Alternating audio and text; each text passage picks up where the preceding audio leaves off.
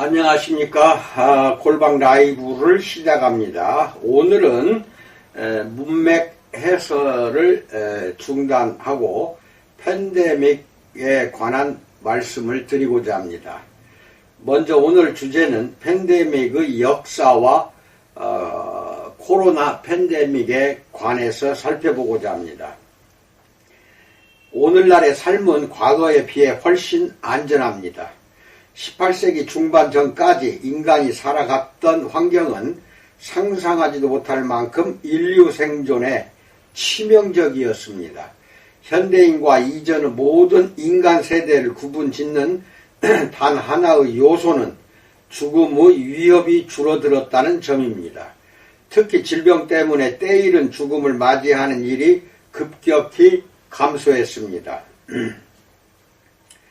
어린아이의 조기 사망률이 이토록 낮았던 시대는 인류 역사상 찾아보기 힘듭니다.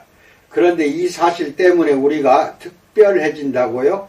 어떻게 그런 일이 가능할까요? 과거를 살아가던 인류가 일상적으로 마주했던 질병과 전염병, 그리고 이따금 직면했던 전 세계적인 유행병은 규모 면에서 우리가 이해할 수 있는 범위를 초월합니다. 오늘날 전 세계적인 유행병이 번져 전 세계 인구의 10%가 사라진다면 그 파급 효과가 어떨지 상상해 보십시오. 과거 최악의 유행병이 돌았을 때의 수치에는 근접하지도 않는 수준임에도 불구하고 오늘날 전 세계 인구수를 고려하면 약 7억 명이 갑자기 사망한다는 뜻입니다. 10명 중 1명꼴이며 2차 세계대전 사망자 수의 약 10배에 해당합니다. 그 여파가 상상이 됩니까? 첫 번째, 역사가 쓰이기 시작했을 때부터 전염병은 인류의 동반자였다에 대해서 알아봅니다.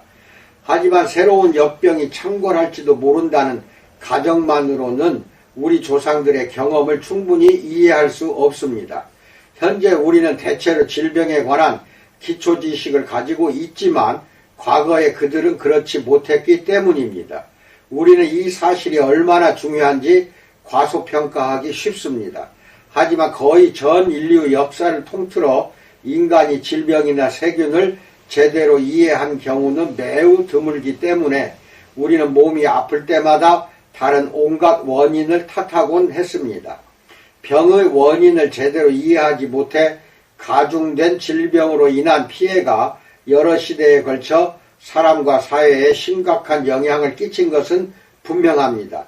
하지만 질병이 인류에게 정확히 어떤 식으로 얼마나 피해를 끼쳤는지 판단하기란 매우 어렵습니다.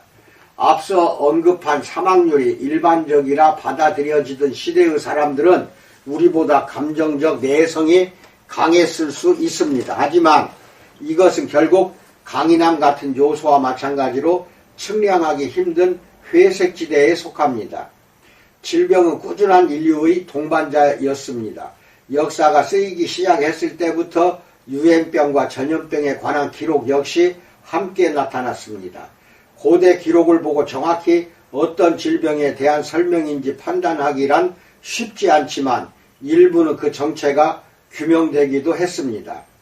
윌리엄 로즈는 저서 유스티아누스의 벼룩에서 우리 조상들이 직면했던 대표적인 끔찍한 질병을 몇 가지 소개합니다. 기원전 5세기에 고대 그리스 의사들은 파상풍, 볼거리, 말라리아가 발생했다고 진단했습니다. 이 세 질병은 모두 오늘날에 비해 과거에 더 치명적이었음이 틀림없습니다. 백신과 현대의학이 등장하기 전까지 대부분의 유년기 질환이 치명적이었던 것과 동일한 맥락에서 이해가 가능합니다. 기원전 430년 고대 역사가 투키디데스는 아테네가 펠로폰네소스 전쟁 중에 스파르타 군대에 포위당했을 때 아테네 역병을 목격했습니다. 이후 3년 동안 10만 명에 달하는 아테네 주민이 사망했습니다. 로버트 J. 리트먼에 따르면 이것은 아테네 인구 4분의 1에 해당했습니다. 희생자 가운데는 아테네 역사상 가장 위대한 시민 가운데 하나이자 장군이었고 정치가였던 페리클레스도 있었습니다. 역병의 정체에 대해서는 아직까지 의견이 분분하지만 2006년에 발견된 공동묘지를 조사한 바에 따르면 장티푸스가 가장 유력한 범인이라고 합니다. 로즈는 성경에도 갖가지 질병이 등장한다고 지적합니다. 물론 그 중에는 이집트 파라오에게 닥친 피의 재앙, 종기의 재앙, 메뚜기의 재앙도 포함됩니다. 여기서 재앙에 해당하는 영어 단어 플라그는 전염병으로 번역될 수도 있습니다. 예레미야 에서는 기원전 6세기에 네부카드네자르가 예루살렘을 포위한 장면을 묘사하면서 괴혈병의 특징인 까맣게 변한 피부를 언급합니다. 로즈는 다음과 같은 사례도 제시합니다. 1. 기원전 396년에 이질이나 고름 같은 증상을 특징으로 하는 전염병이 카르타고 군대를 덮쳤다. 2. 1세기의 로마 시민이 말라리아와 가레톳 패스트에 감염됐다. 3. 165년을 기점으로 15년 동안 안토니우스 역병이 마르쿠스 아우렐리우스가 이끄는 군단을 통해 메소포타미아 지방에 퍼져 지중해 연안을 덮쳤다. 아마 천연두였을 것으로 보인다. 4. 251년에서 266년 사이에 키프로스 역병이 고개를 들었다. 학자들은 만장일치로 이것이 홍역이었다고 말한다. 이런 사례들 때문에 당시 사회의 사망률이 급격하게 높아진 것은 사실입니다. 하지만 전 근대인은 우리가 너무 높다고 여길 만한 질병 사망률을 상당히 자연스럽게 받아들였습니다. 만약 우리 사회에서 단 1년이라도 산업화 이전 시대의 조상들이 일상적으로 받아들인 수준까지 사망률이 높아진다면 우리는 필시 쇼크에 빠질 것입니다. 어쩌면 당시와 같은 질병과 죽음이 가득한 환경 속에서 우리 조상들의 감정적 혹은 문화적 내성이 조금 더 강해졌던 것일지도 모릅니다. 하지만 때로 그처럼 심리적 기질이 튼튼한 사람들마저 압도당할 수밖에 없는 거대한 역사의 파도가 밀어닥쳤습니다. 541년 최초로 진정한 세계적 대유행 팬데믹을 불러일으킨 병이 도래하며 어마어마하게 많은 사람이 죽음을 맞이해야만 했던 것입니다. 두 번째, 너무나 많은 사람들이 죽어서 모두가 세계의 종말이 왔다고 믿었다에 대해서 알아봅니다. 역사가들이 유스티니아누스 역병이라고 이름 붙인 이 유행병은 한때 1억 명을 죽음에 이르게 했을 것으로 추정되기도 했습니다. 현대에는 이 숫자가 지나치게 높은 추정치라고 여겨지기는 하지만 이것만으로도 우리는 당시의 유행병이 얼마나 규모가 큰 사건이었는지 짐작할 수 있습니다. 유스티니아누스 역병은 중세시대 흑사병의 예고병과 같았으며 실제로 동일한 병원균에 의해 촉발됐습니다. 바로 쥐를 숙주로 하는 벼룩에 의해 전파되는 예르시니아 페스티스, 즉 패스트균이었습니다. 패스트로 인한 죽음은 아주 끔찍했습니다. 로즈는 극심한 패스트가 창궐한 콘스탄티노플에 어떤 일이 벌어졌는지 이렇게 묘사합니다. 매일 도시 주민 가운데 1000명에서 2000명, 때로는 기존 인구의 1%에 달하는 5000명 정도가 패스트에 감염되었다. 하루는 평범한 열병으로 시작했다가 다음 일주일 동안은 선망, 즉 병으로 인한 정신착란 증세가 지속되었다. 팔 밑에 사타구니에, 귀 뒤에 가래톳이 나타나 멜론 크기까지 자랐다. 피가 뭉친 부종이 부어오른 림프샘 신경 말단으로 침투해 극심한 고통을 일으켰다. 이따금 가래톳이 터져 악취를 풍기는 백혈구 덩어리, 그러니까 고름이 쏟아져 나오기도 했다. 가래톳 패스트가 오늘날 전염병 학자들이 폐혈증이라고 부르는 질환으로 발전하는 경우도 있었는데 폐혈성 패스트의 희생자는 피를 토하며 죽었다 라고 말합니다. 로즈는 그나마 이런 사람들은 운이 좋았다고 말합니다. 적어도 그들은 빨리 죽었기 때문입니다. 더 옛날이었다면 혹은 다른 지역이었다면 이처럼 치명적인 유행병은 금방 소멸했을 것입니다. 병에 감염된 사람이 멀리 이동하기도 전에 죽어버려서 질병이 퍼지는 속도가 느려지기 때문입니다.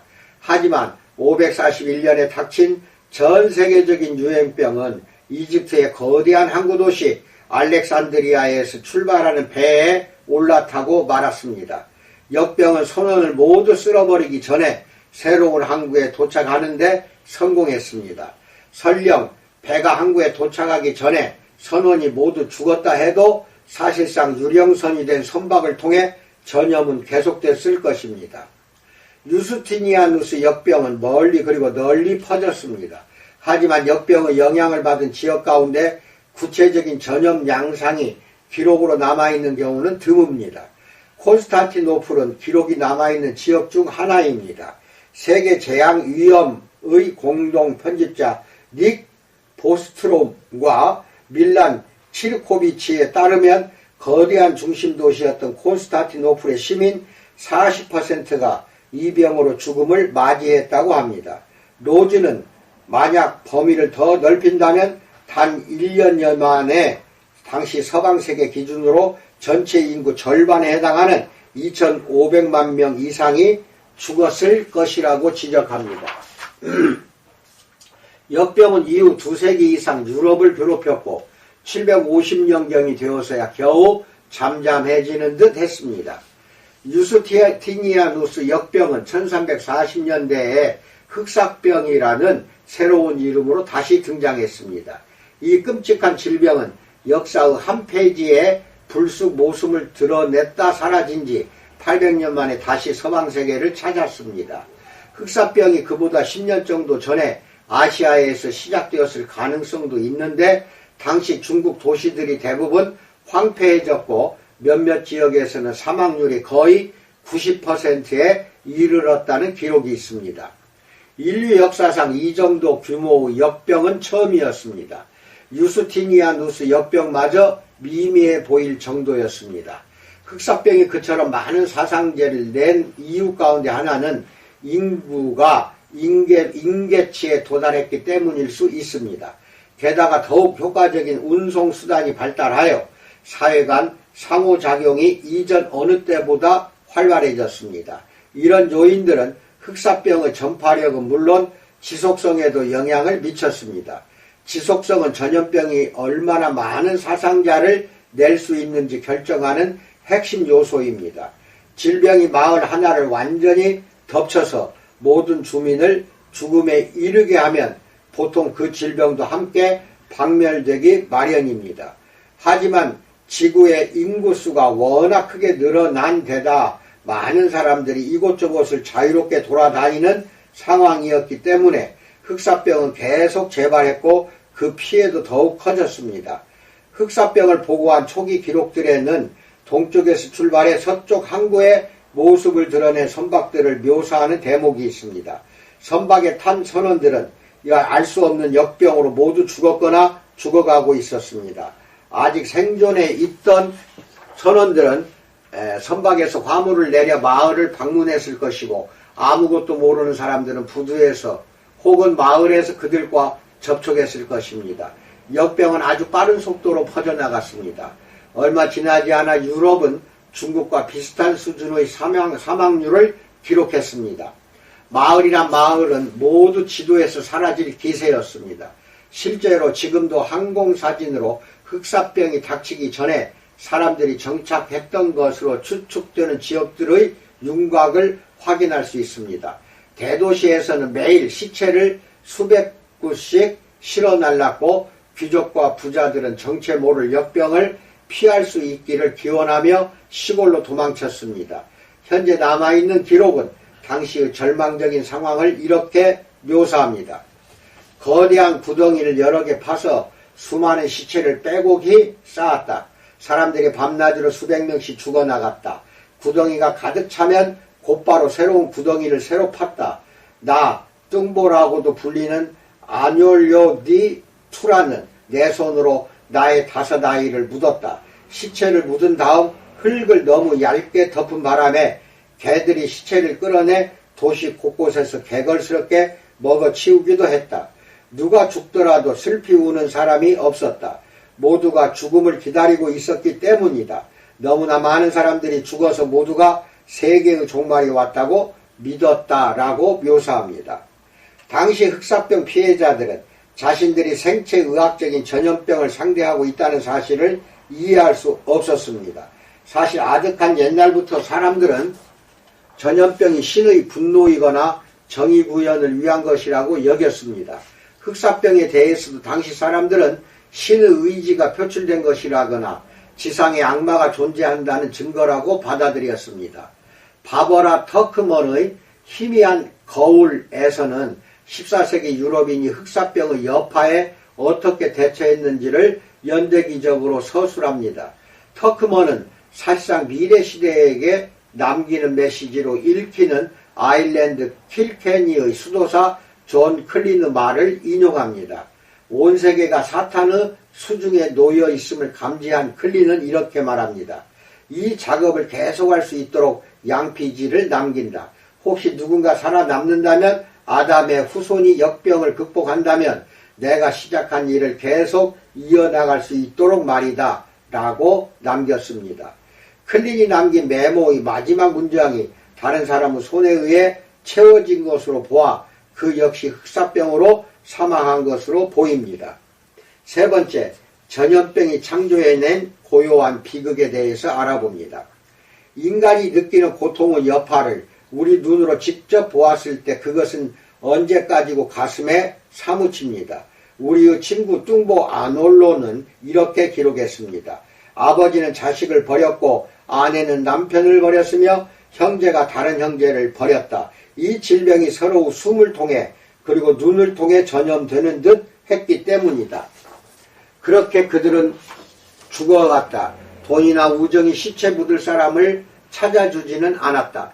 집안 사람들이 할 수 있는 한 최선을 다해 망자를 데려다가 구덩이에 넣었다. 사죄도 없었고 기도도 없었다라고 말합니다.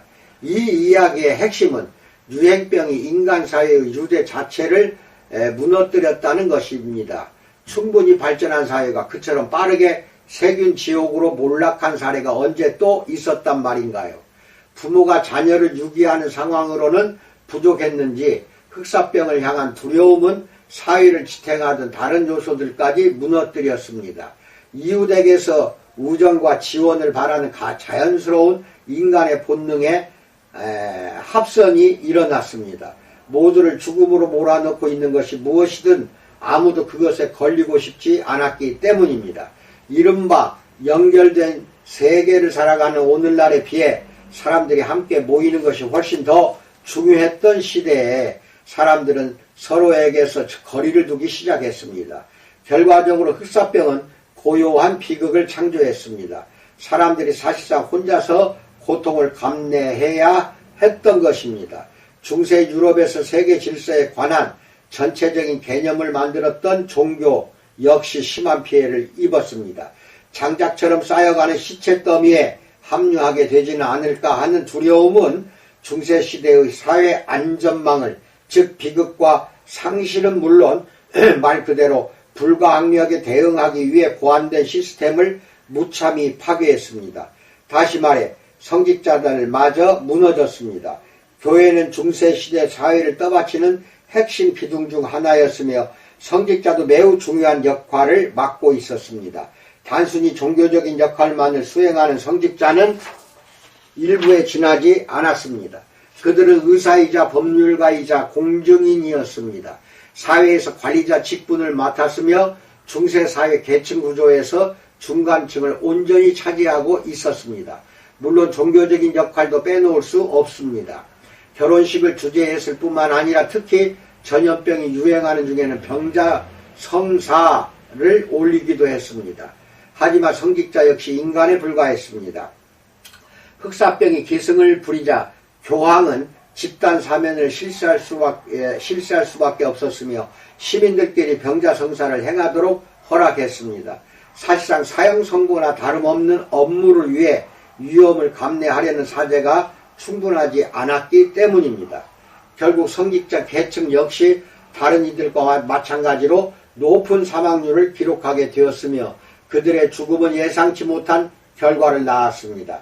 예컨대 교회는 그 빈자리를 채우려고 권위 있는 위치에 오를 수 있는 성직자의 연령 제한을 낮췄습니다.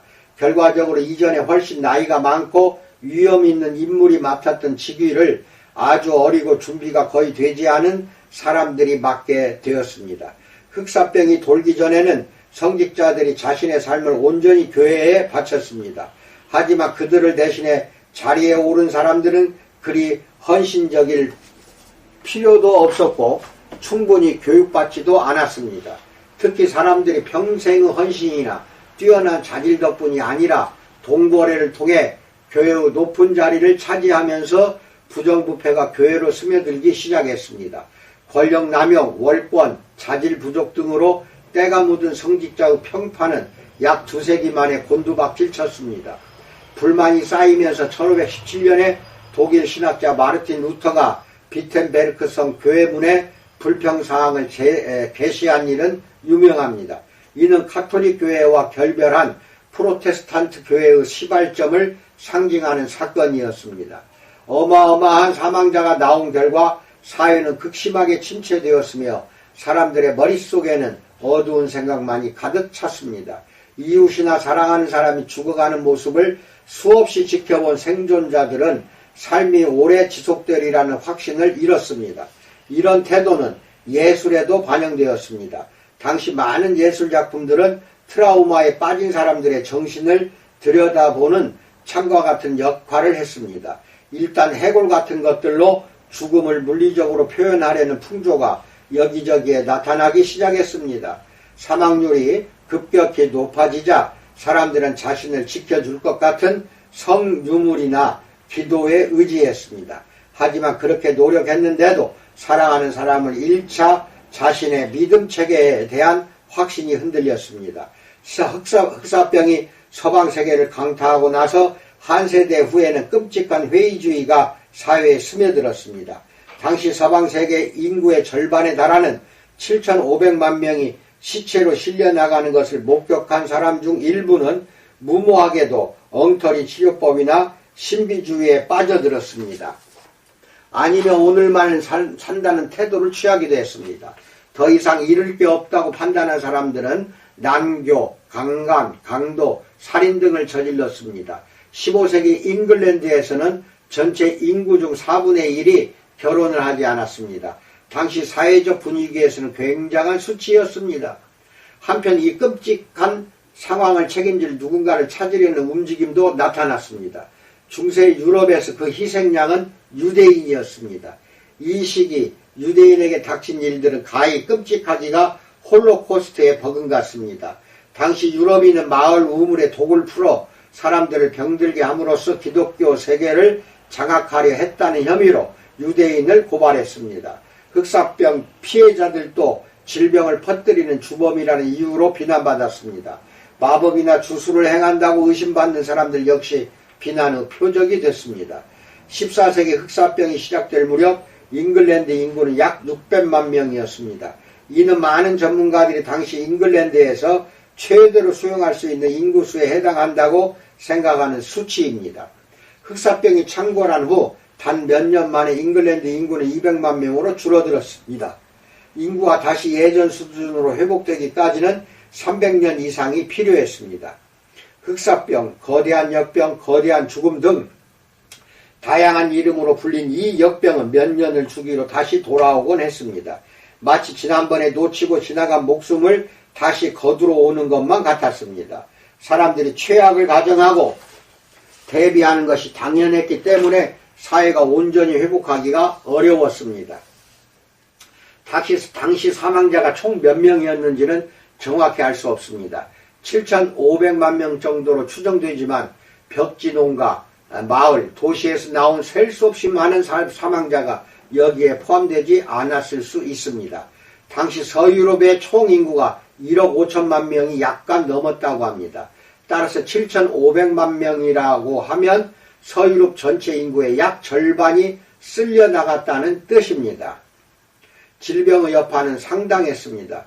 지구 생태계를 위협할 만큼 인구가 기하급수적으로 성장하고 있는 오늘날에는 인구가 붕괴할 수 있다는 사실을 받아들이기 어려울 수 있습니다. 인간이 모두 죽어 자연이 인간의 경작지를 다시 차지한다는 식의 이야기는 SF 소설에나 나올 법해 보입니다. 하지만 흑사병이 심하게 지나간 지역에서는 실제로 그런 일이 벌어졌습니다. 예를 들어 흑사병이 불어닥치기 전 서유럽에는 새로 농경지로 개발해 사용할 만한 땅이 거의 남아있지 않았습니다. 하지만 너무나 많은 사람이 죽어 사라진 뒤에는 모든 게 바뀌었습니다. 전체 인구의 40%가량이 사라지면서 이전에 아무것도 소유하지 못했던 소작농들이 이제 고인이 되어버린 사람의 땅이나 집을 차지할 수 있었습니다. 한때 숲을 이루고 있다가 경작지로 쓰이면서 황량한 들판으로 변해버린 땅은 다시 자연 상태로 돌아갔습니다. 늘어나는 인간의 영향력에 자연이 굴복하는 모습만 보아온 오늘날의 우리로서는 자연이 일종의 반격을 가해 땅을 되찾는 모습에 어쩐지 가슴이 벅차오를지도 모릅니다. 전염병이 닥치기 전에 소작농들은 열악한 노동 조건에 불만을 표하기를 두려워했습니다. 하지만 전염병이 닥친 뒤에는 상황이 완전히 원점으로 돌아갔습니다. 터크먼의 설명을 바꿔 말하면 흑사병 덕분에 현대인이 탄생했을지도 모릅니다. 질서가 잘 잡혀있던 계급체계는 더 이상 중요하지 않아졌습니다. 당시 신의 임명을 받았다며 계급제도로 이익을 얻던 자들은 이 체계를 수호하려 애썼지만 더 이상 아무도 이것을 신경 쓰지 않게 되었습니다. 또 신분과 혈통이 차지하고 있던 영역에 모두가 평등하다는 생각과 성과를 기반으로 출세가 이루어져야 한다는 생각이 스며들기 시작했습니다. 인구 재난은 언제나 균형에 대한 의문을 일으키며 이런 문제는 보통 인간 생태계보다 동물 생태계에 적응하기가 더 쉽습니다. 예컨대 최근에 어떤 사람은 13세기 몽골의 정복 활동으로 수많은 생명이 죽임을 당했으므로 칭기스칸이야말로 인간이 지구에 남기는 탄소 발자국을 줄이는데 일조했을지도 모른다고 주장했습니다. 과연 그것이 찬양할 만한 명분이 될 수 있을까요? 만약 우리가 현대기술을 활용해 전통적으로 유지되던 질병 사망률을 획기적으로 줄이는 바람에 세계 인구가 지금처럼 역대 최대를 기록하게 되었다면 결국 우리 스스로 세계 균형을 조절하는 자기교정 시스템에 장애물을 던져 넣은 셈이 아닐까요? 하지만 낙관론자라면 자연 역시 계속 진화하고 있음을 지적할 것입니다. 인간과 세균 사이의 전쟁은 종식을 선언하기에는 한참 멀었기 때문입니다. 자연이 주기적으로 우리에게 상기시켜 주듯이 자연의 세균 보급망에서는 효력을 잃은 세균을 대체할 새로운 세균이 끊임없이 등장하고 있습니다. 첫 번째 강의를 여기서 끝내고 내일은 두 번째 팬데믹에 대해서 말씀드리고자 합니다. 이상입니다. 항상 코로나 팬데믹 잘 이겨내는 여러분과 내가 되기를 축원드립니다. 감사합니다.